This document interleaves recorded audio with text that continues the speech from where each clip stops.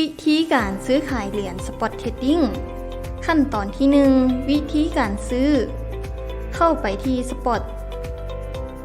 หลังจากนั้นเลือกเหรียญที่ท่านต้องการซื้อกดที่คำว่า buy ซึ่งจะมีการซื้อให้ท่านเลือกอยู่2แบบลิมิตและแบบ market หากท่านต้องการซื้อราคาในตอนนี้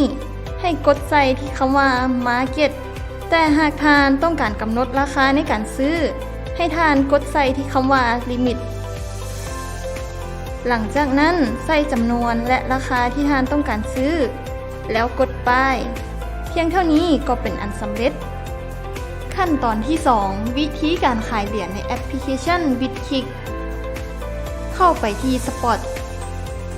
หลังจากนั้นเลือกเหรียญที่ท่านต้องการขายกดที่คำว่า Sell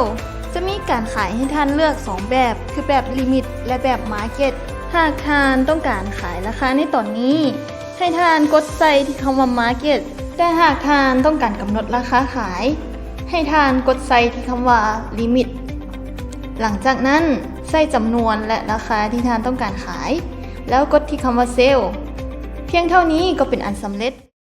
Bitkik ทางเลือกของการลงทุนแห่งอนาคต Alternative for Future Investment ทุกการลงทุนมีความเสี่ยงเงินคริปโตแต่ละสกุลมีความแตกต่างกันผู้ลงทุนควรศึกษาข้อมูลก่อนตัดสินใจลงทุน